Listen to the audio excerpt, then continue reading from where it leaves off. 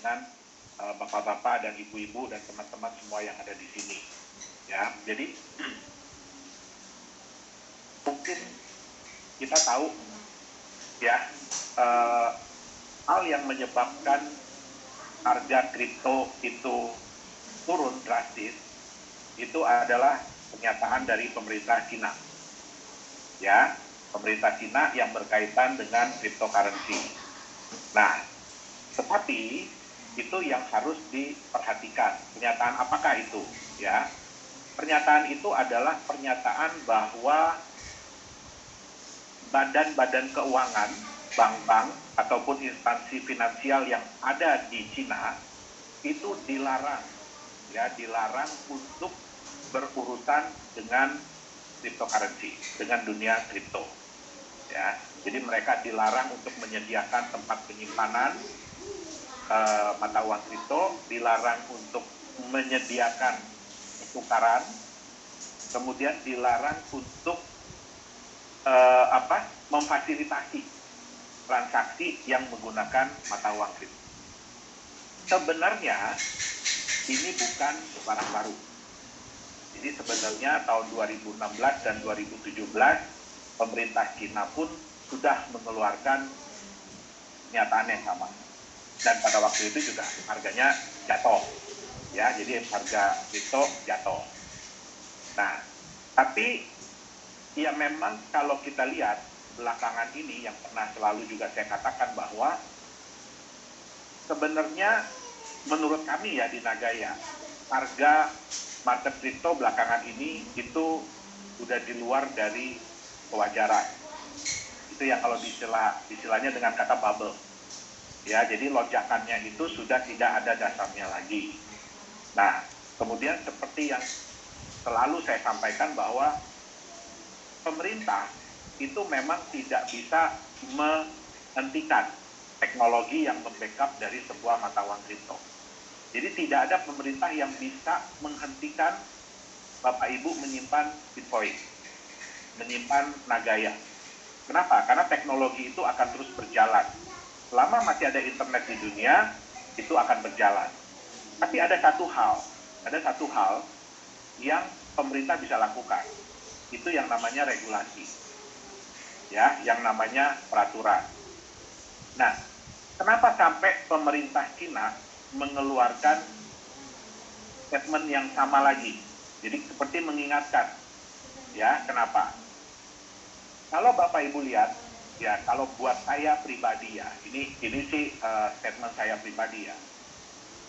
Mungkin banyak yang berpikiran sama seperti saya, ya, bahwa sekarang ini mata uang kripto ini udah nggak ada aturannya lagi, udah nggak jelas mau dibawa kemana. Kenapa? Mungkin Bapak Ibu yang penggiat atau penggemar mata uang kripto udah tahu ya, sekarang segala jenis binatang ada di mata uang kripto. Ya, ada koin yang logonya anjing, logonya kucing, logonya monyet, logonya beruang, logonya macam-macam. Dan hampir setiap hari, hampir setiap minggu itu pasti muncul. Yang baru-baru pasti muncul. Ya. Nah, sedangkan mereka itu membuat yang seolah-olah market cap atau jumlah pasar yang dikuasai itu semakin besar. Kemarin sebelum drop harga jauh ini, itu market cap-nya kripto itu sekitar 3 triliun dolar. Ya, tentu saja ini mengundang kekhawatiran dari regulator, dari pemerintah. Kenapa? Ini saya ambil sedikit ya dari kata-kata Pak Dhani ya. Ini cocok banget nih. Pak Dhani mungkin bisa unmute Pak, supaya kita bisa ngobrol Pak. Oh iya, boleh Pak. Boleh, jadi nggak bosan, teman-teman nggak bosan dengerin cuma saya doang yang ngomong gitu. Ya. Boleh. Nah, jadi kita diskusi nih ya Pak ya. Ya, jadi sekarang di dunia kripto itu kebanyakan apa?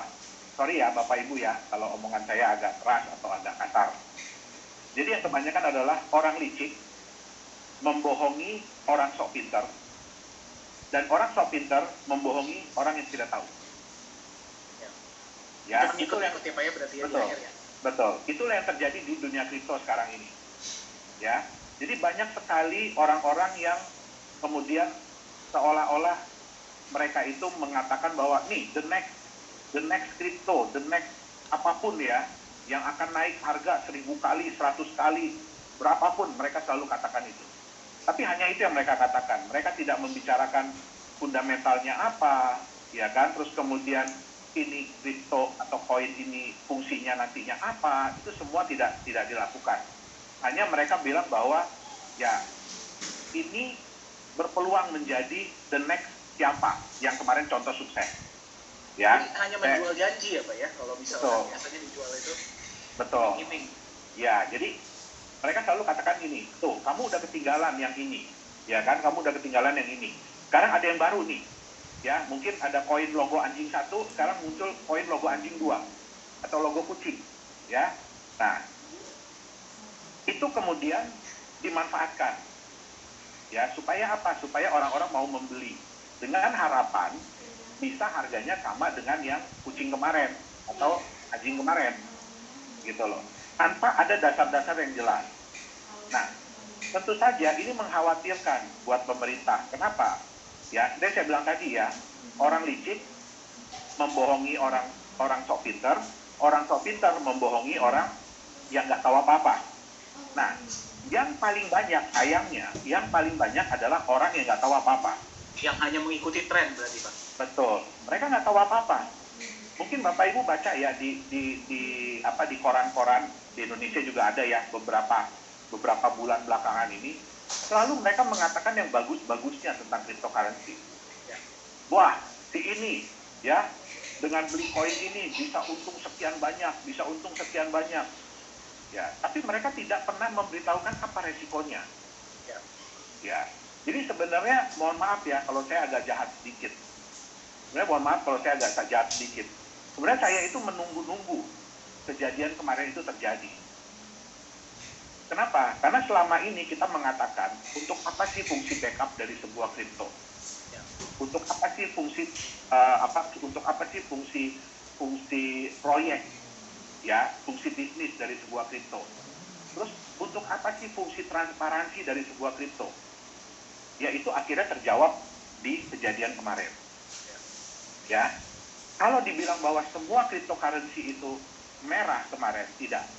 Ya, jadi Bapak Ibu bisa lihat bahwa pada saat merah, yang sebagian besar, mungkin 99% itu merah, atau turun harganya, itu ada 1% yang hijau. Ya, di antara yang merah-merah tuh ada yang hijau ya Pak ya? Ada yang hijau. Nah, siapa ini yang hijau? Yang hijau ini adalah koin-koin atau kripto-kripto yang memiliki underlying asset atau backup. Baik itu dalam bentuk emas, baik itu dalam bentuk US dollar, baik itu dalam bentuk euro, ya karena sekarang udah mulai banyak ya, bahkan Indonesia pun udah ada token yang di backup oleh Indonesian rupiah. Ya. Nah, jadi ada juga yang hijau, jadi bukan berarti semuanya merah. Nah, oke, kembali lagi tadi, kenapa sampai pemerintah Cina mengeluarkan statement seperti itu? Yang saya bilang tadi, orang yang tidak tahu inilah yang kasihan. Ya, orang yang tidak tahu inilah yang istilahnya akan menanggung akibatnya. Ya, dari ketidakpastian dunia kripto ini. Ya, mereka karena mereka cuma ini ya Pak ya, mungkin ya gara-gara beberapa dari mereka juga ada yang kehilangan pekerjaan dan apa, mereka kan butuh dan diberikanlah harapan quote-unquote oleh janji-janji.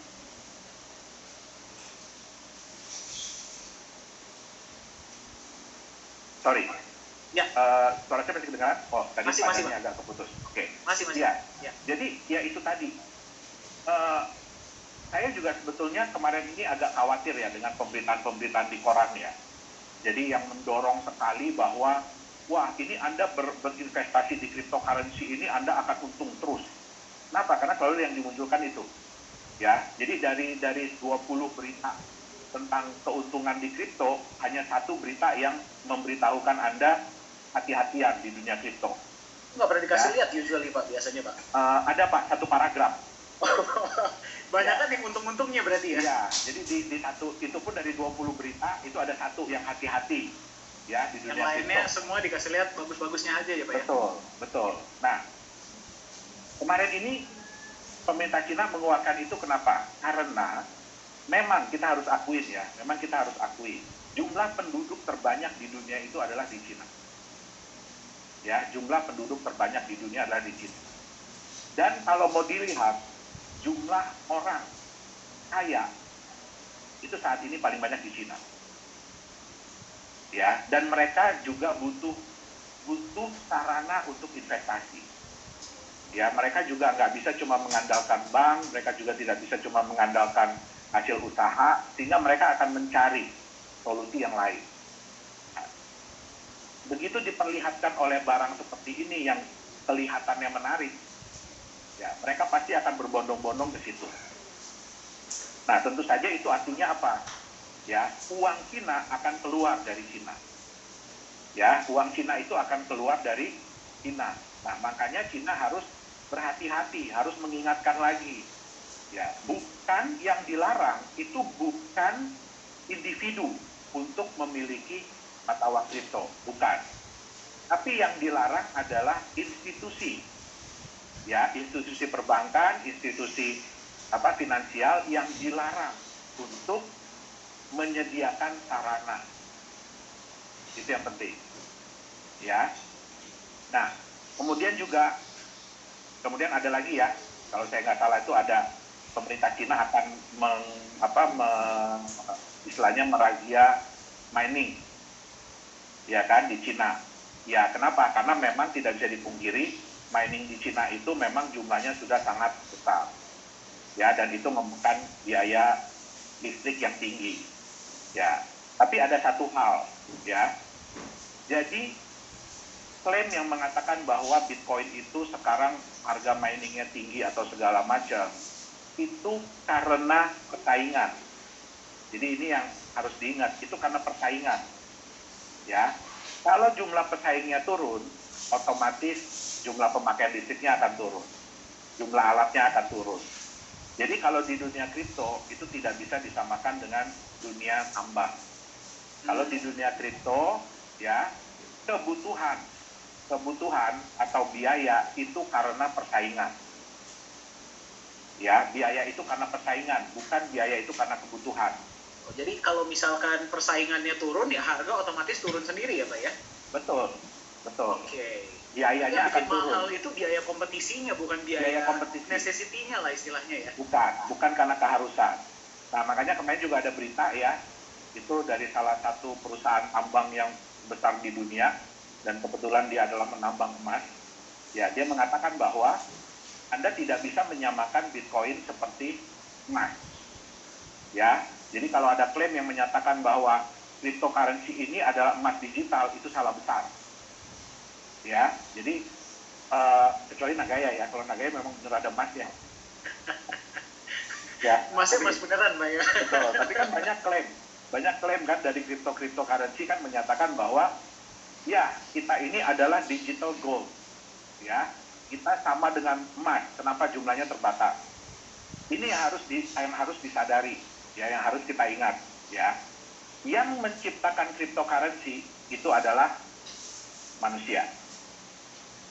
Ya, yang menciptakan cryptocurrency adalah manusia. Yang bisa bikin kripto bukan cuma yang namanya Satoshi Nakamoto. Bukan yang namanya Yohanes Chandra aja. Bukan yang cuma namanya Vitalik Buterin, bukan. Ya. Banyak sekali orang-orang yang bisa menciptakan cryptocurrency.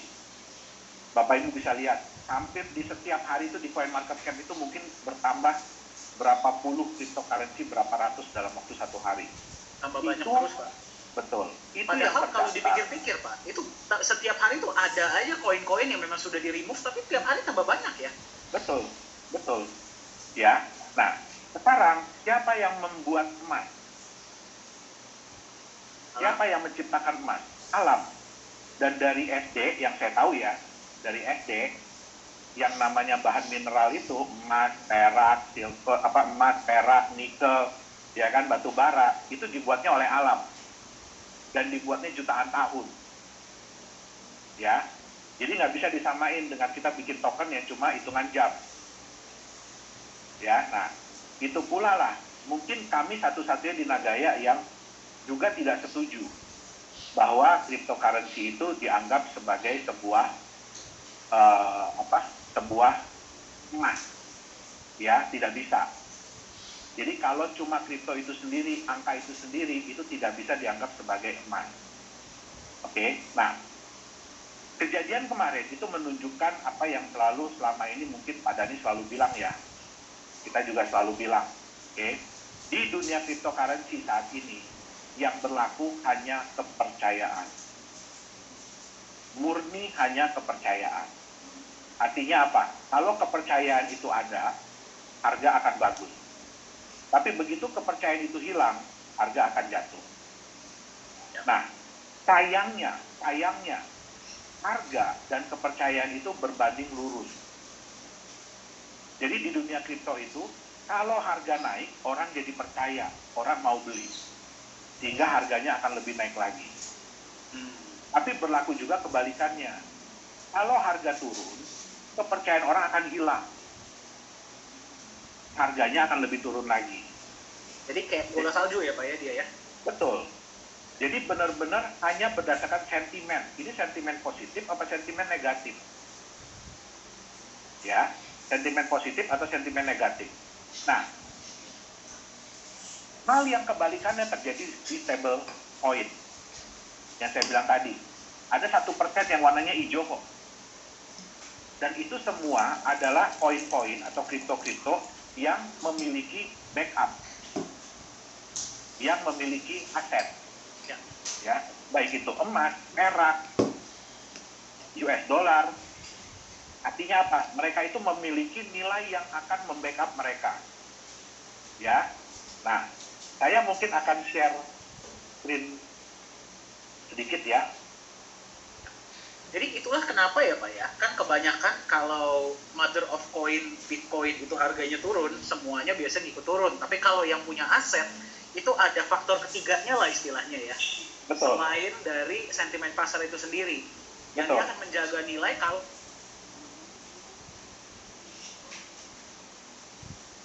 Sebentar Pak Dhani, suaranya hilang. Oh, sorry, kedengaran suara saya Pak? Udah kedengaran. Oke, ya. Oke. Ini saya harus stop dulu. Nah, udah kelihatan belum saya punya ini? Kelihatan Pak. Saya punya apa? Ini ya. Ini tipe aset kripto ya, yang ingin saya perlihatkan. Jadi kalau di dunia saat ini itu sebenarnya ada dua tipe aset kripto. Ya, yang paling kanan itu belum banyak yang kenal. Ya, cuma Bapak Ibu aja yang kenal. Ya, sama beberapa orang Korea, beberapa orang ya Rusia, beberapa itu baru beberapa semua. Ya. Nah, sekarang ini yang ada di dunia aset kripto itu sebenarnya ada dua, yaitu non-stable, artinya mereka itu tidak ada backup apa-apa. Ya, tidak ada underlying value dan underlying asset, jadi tidak ada aset yang membackup, dan stable coin. Ya. Nah, kalau kita mau lihat non-stable coin itu memang bisa memberikan profit yang tinggi. Jadi kemungkinan harga naik itu bisa tinggi sekali. Ya, itu sudah terbukti ya. Di market sekarang banyak koin-koin yang seperti itu. Tapi mereka pun punya resiko yang tinggi. Jadi begitu kena sentimen negatif sendiri, sedikit, ya, mereka akan turun. Artinya resikonya tinggi. Nah, nilai terburuknya berapa dari sebuah non-stable coin? Itu bisa mencapai 0. Jadi benar-benar bisa kehilangan nilainya. Itu kalau naik tinggi sekali, kalau turunnya bisa sampai lantai Pak ya? Betul ya. Nah, untuk stable coin ya,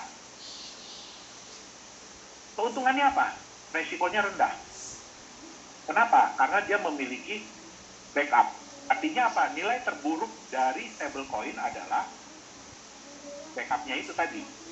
Jadi kalau sebuah koin dikatakan bahwa satu koin ini ya bisa satu koin di backup oleh 1 gram emas, ya artinya selama-lamanya nilai koin itu tidak akan lebih rendah daripada nilai emas yang membackup. Ya, itu sewajarnya. Tapi kerugiannya apa ya? Berarti profitnya rendah. Kita tahu dong berapa sih kenaikan harga emas, ya kan? Seberapa sih kenaikan harga US dollar? Ya nggak bisa dibandingkan dengan kenaikan harga Bitcoin dan teman-temannya. Betul nggak? Nah, dua aset yang sekarang ada ini, ya itulah yang bisa dijadikan pilihan.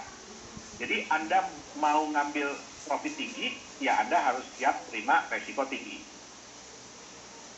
Ya, itu namanya non-stable.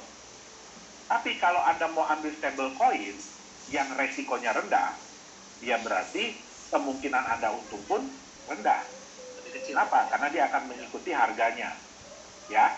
Nah, tapi ini hebatnya dunia kripto. Ya, sorry. Bentar ya. Ini nanti.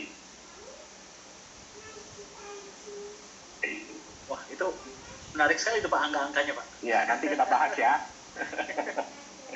Ya. Pak, by the way, peserta sudah 300 Pak. Oh iya. Ya. Ya, Nah, silakan. sekarang kita bisa lihat ya. Sorry.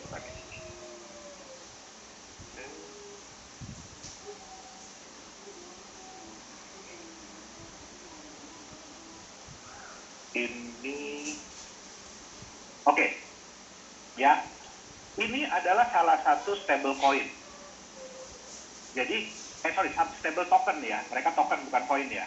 Nah, jadi token mereka ini diklaim di backup oleh 1 gram emas. Ya, diklaim di backup oleh 1 gram emas. Oke, salah chart. Harusnya chartnya, oh ya benar yang ini. Ya, mereka diklaim bahwa mereka ini di backup oleh 1 gram emas. Ya, tapi mohon maaf ya Bapak Ibu ya, saya ulangin lagi kata-katanya ya. Orang licik ngerjain orang sok pinter, orang sok pinter ngerjain orang yang nggak tahu. Ini yang terjadi, ya. Karena kebanyakan orang-orang ini tidak tahu apa itu cryptocurrency dan apa sih yang mereka beli. Inilah yang terjadi. Jadi token ini begitu masuk di market, ya, bisa dibuat harganya hingga mencapai 250 juta satu token. Padahal 1 gram emas selamanya itu ya Pak ya? Betul. Wow. Jadi selamanya token ini hanya di backup oleh 1 gram emas. Ya. Tapi karena ketidaktahuan market, ini bisa diangkat harganya sampai 250 juta. Pertanyaannya, apakah ada yang beli di harga 250 juta? Ada. Ya, saya ada baca sendiri kok chatnya pengakuan. Jadi orang itu beli dengan uang 100 juta rupiah di harga 250 juta rupiah. Nah, kemudian ya lama-kelamaan pasti market akan pelajari dong, ini token apa sih? Ya. Nah, ternyata diketahui bahwa token ini di backup oleh 1 gram emas selama-lamanya. Sehingga harganya sekarang itu 700 ribuan. 800 ribu. Nah, turunnya luar biasa ya Pak ya? Betul. Naiknya luar biasa, turunnya pun luar biasa. Iya, karena market sadar buat apa kita beli token di harga 250 juta, padahal backupnya 1 gram emas selama-lamanya. Nah, ini adalah keindahan dari dunia kripto, Bapak Ibu. Ya, keindahan dari dunia kripto. Kenapa? Karena banyak orang yang nggak tahu. Nah, inilah yang dimanfaatkan oleh orang-orang yang, licik. Ya, kayak kemarin, ya kan, ada yang dengan dia bilang bahwa, wah, dia cinta Doge. Ya, terus kemudian Doge bisa naik harganya sampai berpuluh-puluh kali lipat. Ya, terus kemudian dia bilang dia suka Bitcoin, dia beli Bitcoin di sekian banyak, harganya naik lagi. Ya, terus kemudian dibanting sama dia harganya, dia tweet yang kebalikannya, sentimen negatif, harganya langsung drop. Ini bukannya orang terkenal ya Pak ya? Terkenal banget. Terkenal banget. Ya. Nah, pertanyaan saya satu. Apakah Bapak Ibu mau memiliki aset? Ya, Bapak Ibu mau memiliki aset yang karena satu orang terkenal ngomong, itu harganya bisa naik tinggi, Tapi jangan senang dulu ya, bisa juga turun sangat parah. Pak Yohanes, kalau saya nggak salah ya Pak ya, itu dulu kita pas acara Chinese New Year tuh Pak Yohanes pernah menyebutkan hal yang sama deh Pak. Betul. Betul ya? Betul. Dan itu pas itu tuh lagi naik-naiknya tuh Pak, dan banyak orang yang sebenarnya bahagia ketika diangkat harganya Pak. Betul. Tapi nggak habis berapa lama, jebol juga. Kita sudah prediksi waktu itu, ya kan? Ya mungkin kita ngomong bercandaan ya kan? Ini pasti sebentar lagi dia jual. Dan ternyata benar ya Pak. Dan terbukti. Iya. Nah, jadi benar-benar yang membuat kami sedih di dunia kripto ini adalah harga itu hanya diatur berdasarkan kepercayaan orang. Dan inilah yang sering dimanfaatkan oleh orang-orang lain. Ya.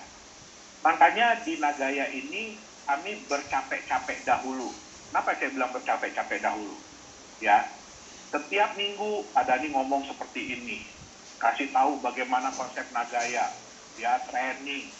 Ya, terus sekarang dibantu sama Pak Yunia, sama Pak Beni, sama Pak Alfian, nanti juga dengan tim-tim yang lain, ya kan, untuk mengajarkan kepada teman-teman, ya, seperti apa sih sebuah aset. Ya. Kemarin ini sudah ada pernyataan bahwa kripto ini sudah dijadikan sebagai aset spekulasi, sebagai alat spekulasi. Artinya apa? Orang tidak akan pegang untuk waktu yang lama. Orang cuma berharap keuntungan, habis itu jual. Ya, mohon maaf Bapak Ibu, di Nagaya, kami menciptakan Nagaya bukan untuk seperti itu. Ya, kami menciptakan Nagaya ini sebagai aset. Hal yang bisa, sesuatu yang bisa Bapak Ibu pegang untuk jangka yang panjang.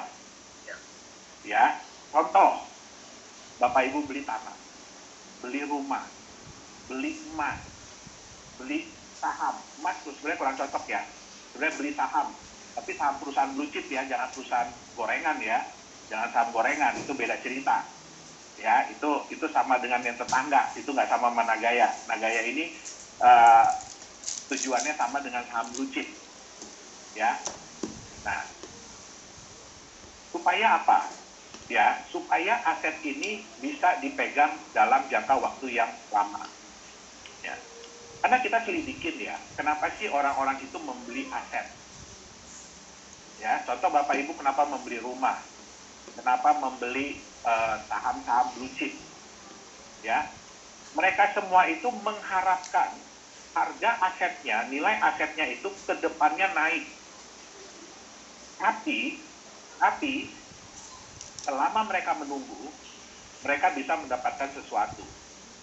Contoh kalau rumah, ya, Bapak Ibu beli rumah, ya, harganya naik nggak? Naik.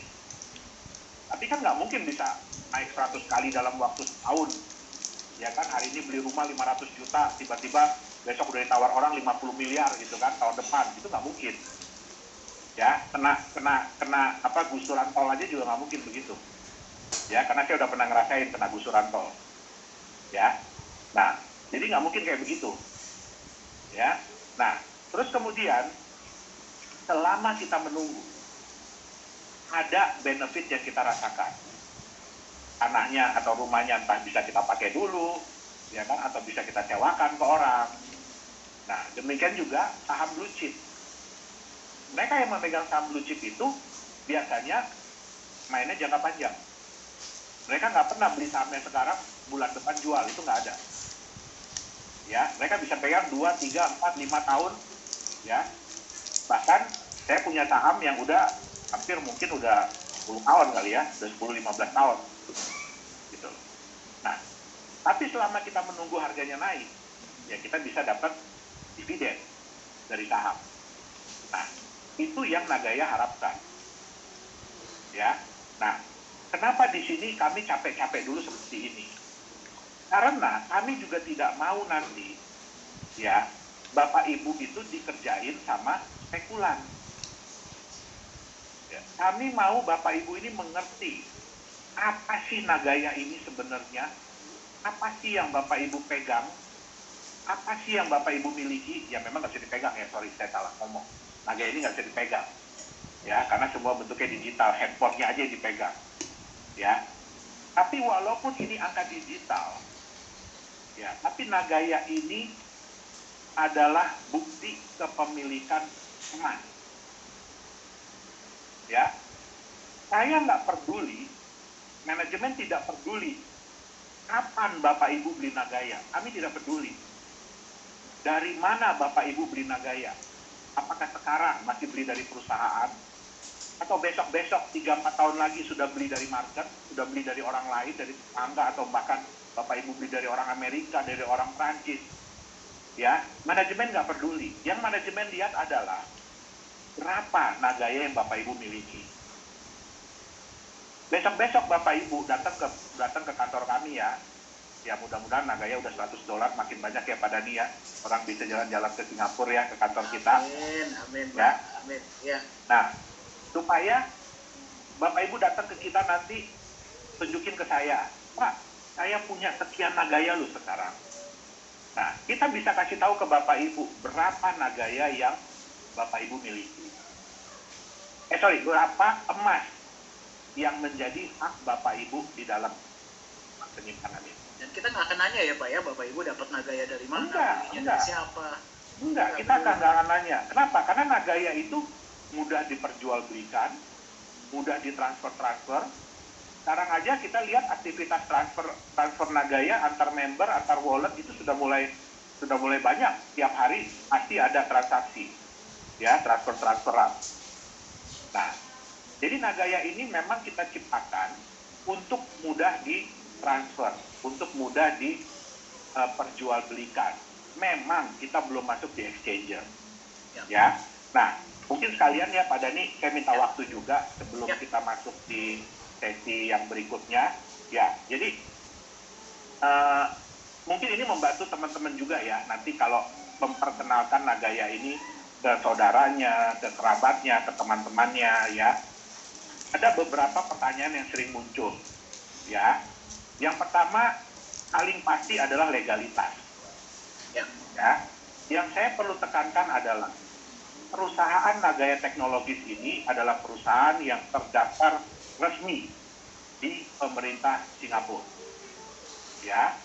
Dan kita juga ada namanya Nagaya Korea, Nagaya Teknologis Korea. Itu juga terdaftar di pemerintah Korea Selatan, ya. Nah, makanya kita punya 2 kantor. Yang satu adalah kantor untuk Nagaya Singapura, yang satu lagi kantor untuk Nagaya Korea, ya. Nah, kalau ditanyakan, ya, apakah koin Nagaya ini legal di Indonesia? Ya, koin Nagaya ini bisa dimiliki oleh semua orang di seluruh dunia. Bukan cuma di Indonesia, bukan cuma di Korea, bukan cuma di Singapura. Ya, tapi kalau kita memang mau benar-benar diakui, kita harus masuk di exchanger di Indonesia. Ya, itu adalah syarat mutlak.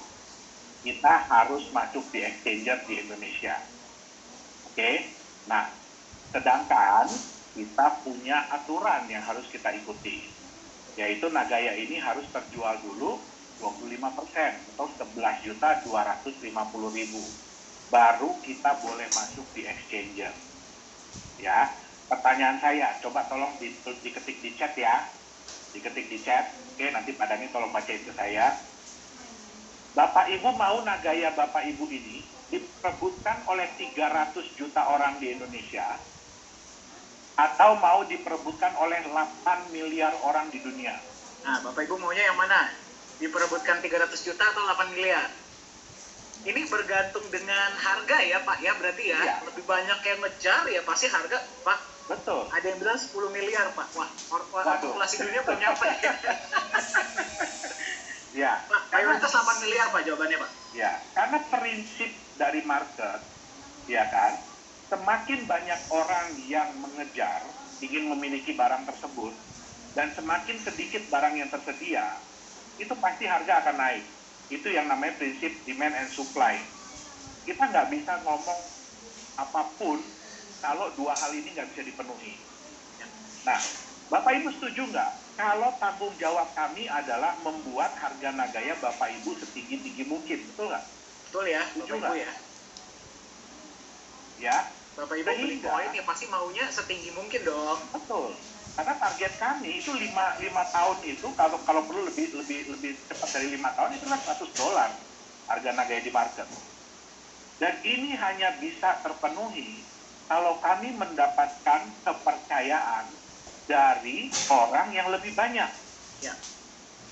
Ya. Betul ya Bapak Ibu ya, setuju ya. Nah, Bapak Ibu kan nggak mau kan Nagaya ini nanti cuma ditradingkan di market Indonesia kan? Maunya sampai keluar negeri, betul nggak? Ya. Nah, itu yang kami tuju. Sehingga itu pula alasan kami kenapa kami memilih Singapura. Ya. Jadi kita itu ingin mengangkat kepercayaan, ingin mendapatkan kepercayaan dari orang-orang di seluruh dunia. Alasannya juga kenapa kami meregistrasi di Singapura, karena tempat penyimpanan emasnya, Bapak Ibu. Emas itu bukan milik kami. Emas itu adalah milik para pemegang Nagaya. Kami hanya menyimpankan.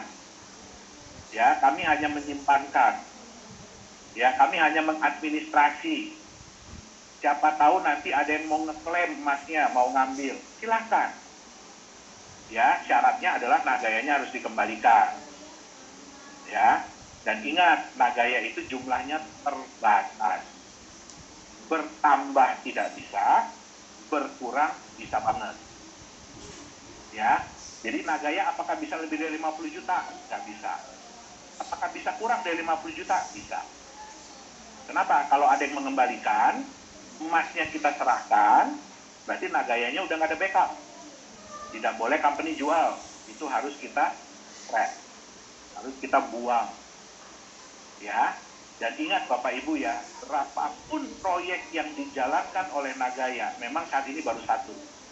Berapapun proyek yang dijalankan oleh Nagaya, ya, orang yang berhak mendapatkan benefit dari proyek tersebut adalah orang-orang yang masih memiliki Nagaya.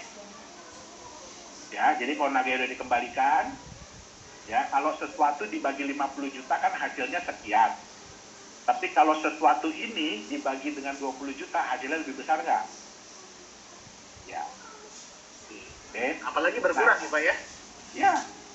Karena target kami adalah 20 tahun ke depan, Nagaya hanya tinggal 10 juta Nagaya.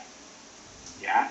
Nah, terus pertanyaannya, kenapa emasnya disimpan di perusahaan? Kok tempat penyimpanannya atas nama perusahaan? Saat ini tempat penyimpanan itu atas nama perusahaan. Ya. Ada yang bilang gini, ini kan blockchain, harusnya decentralized dong. Tapi emasnya centralized kan? Betul. Kenapa? Bapak Ibu mau nggak kalau besok-besok ngeklaim emas ke Pak Dhani bilang saya nggak tahu di mana. Kan decentralized. Karena decentralized. Saya nggak tahu emasnya di mana. Ya, Bapak Ibu ingat ya. Kalau Bapak Ibu nih, contoh ya, Pak Dhani sering ngasih contoh begini. Dari sekian banyak mobil, ya, yang menentukan bahwa Anda pemilik mobil itu apa? BPKB. Ya, Anda nggak bisa ngasih mobilnya doang tanpa ngasih BPKB-nya, betul nggak? Itu namanya bodong. Ya, Anda nggak bisa, apalagi Anda nggak bisa jual BPKB-nya doang, mobilnya Anda pegang sendiri. Nggak bisa. Ya, yang kedua, sertifikat tanah. Apakah di tanah itu ditulis nama kita? Tidak. Ya, yang menentukan tanah itu punya siapa adalah sertifikat tanahnya. Bisa nggak kita jual tanah tanpa sertifikat? Itu sama, namanya bodong. Ya, bisa nggak kita jual sertifikatnya doang, tapi tanahnya tetap kita pakai? Nggak bisa. Ya, di Nagaya itu adalah bukti kepemilikan emas. Jadi kalau Bapak Ibu jual Nagayanya ke orang, atau kasih Nagayanya ke orang, ya emasnya itu harus pindah. Kalau kita kasih ke Bapak Ibu emasnya, artinya kalau Bapak Ibu jual Nagayanya, emasnya mesti pindah. Kalau yang beli masih satu kampung sih nggak apa-apa ya, satu tetangga gitu, satu komplek nggak apa-apa. Satu kampung, satu desa, satu kelurahan masih bisa, kecamatan, satu provinsi pun masih bisa. Tapi kan kita maunya nanti Nagaya Bapak Ibu ini yang minat untuk beli bukan cuma orang Indonesia. Bisa jadi orang Jepang, bisa jadi orang Amerika, ya kan? Nah, bagaimana caranya Bapak Ibu kalau jual Nagayanya orang Jepangnya minta dikirim emasnya ke mereka? Itu kan nambah masalah baru. Betul nggak? Nah, makanya di sini untuk meningkatkan kepercayaan, ya, Nagaya ini diatur oleh sebuah perusahaan, bukan individu Yohanes Chandra, bukan individu Pak Dani, bukan individu Pak Ibu Yuli Yolanda, tapi ini diatur oleh sebuah perusahaan yang terdaftar di pemerintah Singapura. Ya, tempat penyimpanannya pun kami tidak mau diam-diam. Kami kasih tahu di mana tempat penyimpanannya. Ya, ada yang nanti mau iseng-iseng, ya kan, jalan ke Singapura, Pak, saya mau lihat dong emasnya, silahkan. Tapi kasih tahu kita dulu berapa hari sebelumnya. Ya, nggak bisa ya, kucuk-kucuk datang, Pak, saya mau lihat emasnya gitu kan. Yang ada saya ditembak nanti sama orang the safe house. Gitu. Ya, jadi harus bikin janji dengan mereka. Dan kedepannya kami akan pakai trust. Jadi Nagaya itu emasnya bukan Nagaya teknologis lagi nanti yang ngatur, tapi ada sebuah badan hukum atau biasanya notaris ya. Jadi kayak kuasa hukum, lawyer yang memang diakui oleh pemerintah Singapura untuk ngurusin emas Nagaya. Jadi Bapak Ibu klaimnya bukan ke perusahaan Nagaya lagi, tapi ke mereka. Nah, itu dia. Ya, jadi kita akan menuju ke arah sana. Nah, terus kalau kita bicara ya Bapak Ibu ya, memang kami akui ya, semakin kami berusaha untuk transparan, itu semakin banyak orang yang berusaha untuk, mohon maaf ya kata-kata saya ya, untuk melanjangin Nagaya. Ya, untuk melanjangin Nagaya. Oke, kita paham itu. Tapi yang harus dimengerti adalah, ya, di dunia cryptocurrency, itu yang namanya transparansi itu bukan sesuatu yang keharusan. Ya, legalitas pun di dunia cryptocurrency itu bukan suatu keharusan. Kalau kita mau bicara, ya, Bitcoin, adakah legalitasnya perusahaannya? Tidak ada. Founder aja nggak tahuan siapa ya Pak ya? Ethereum, adakah legalitas perusahaannya? Tidak ada. Doge, tidak ada. Litecoin, tidak ada. Tapi apakah mereka semua bisa masuk di exchange? Bisa. Apakah mereka diperdagangkan? Diperdagangkan. Nah, jadi tidak ada keharusan di dunia kripto untuk memiliki legalitas. Ya, itu yang pertama. Yang kedua, ya, tidak ada keharusan di dunia kripto harus di backup sesuatu. Makanya kami pun di Nagaya itu banyak sekali mendapatkan tantangan. Ya, kenapa kok kripto harus di backup sesuatu? Kenapa kok kripto harus di backup emas segala macam? Itu bagi kami pun itu tantangan. Ya, tapi satu hal, ya, kami tidak mau aset Bapak Ibu ini ya seperti aset-aset kripto yang lain. Semudah itu diangkat ke langit, tapi semudah itu pula dibanting ke tanah. Kita jangan samain Bitcoin ya. Kalau Bitcoin itu udah nenek moyang, itu pun nenek moyang Nagaya sebenarnya. Ya, Bitcoin itu nenek moyang Nagaya. Kita jangan nyamain Bitcoin. Ya, kita bandingkan Nagaya dengan koin-koin lain.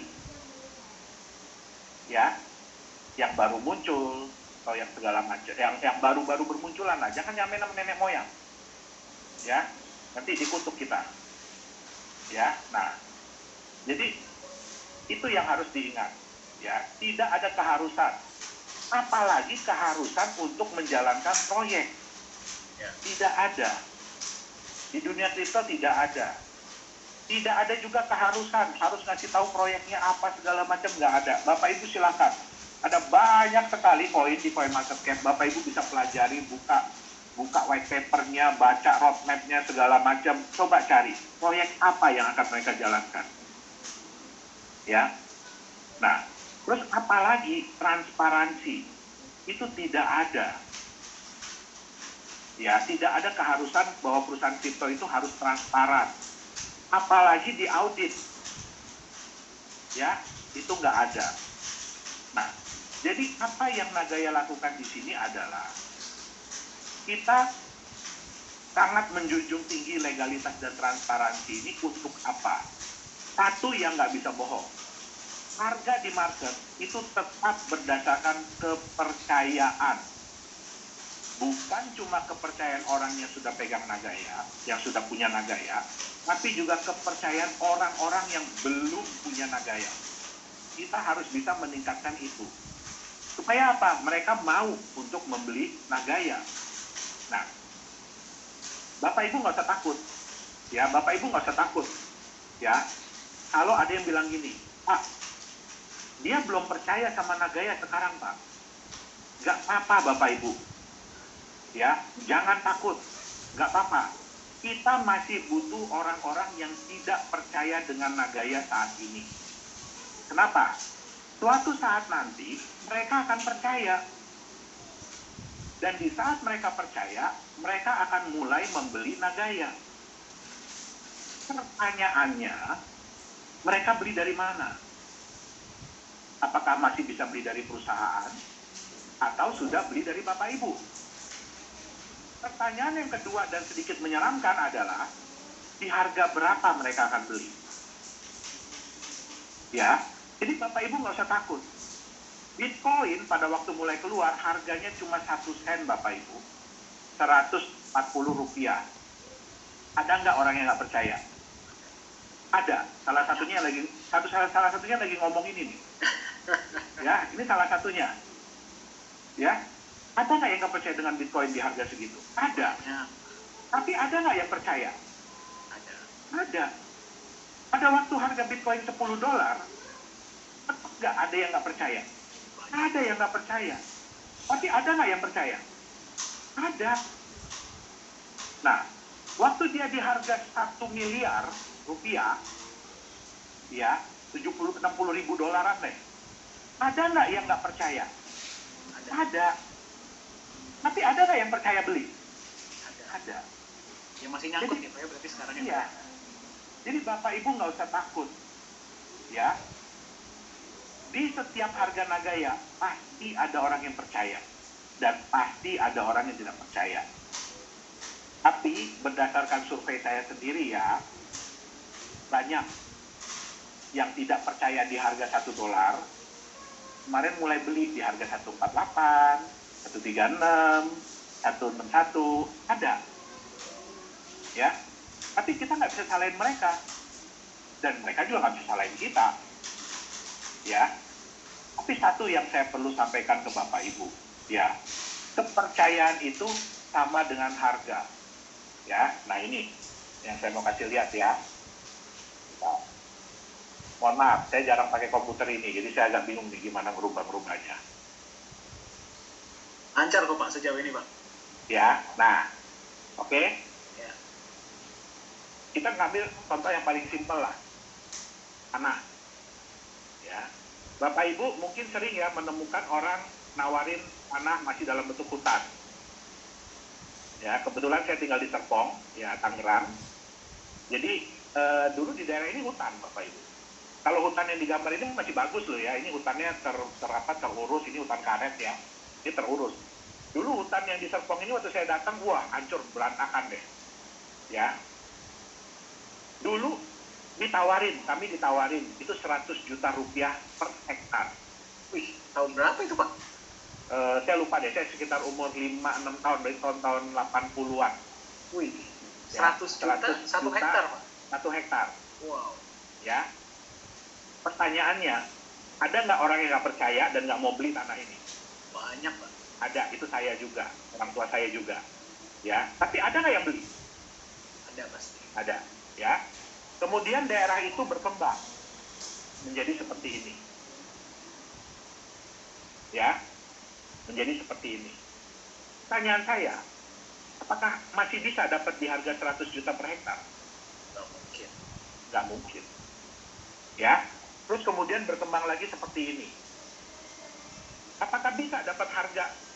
Ya anggaplah kalau yang gambar kedua udah 500 juta per hektar. Bisa nggak dapat 500 juta per hektar di gambar yang ketiga? Nggak mungkin. Apalagi kalau udah begini ya. Wih, tanah yang sama, tanah yang saya ingat banget tuh ya, tanah yang sama yang ditawarin 100 juta per hektar itu, hari ini harganya sudah 180 miliar per hektar. Ya, pertanyaan saya, di setiap perkembangan pasti ada yang percaya dan pasti ada yang tidak percaya.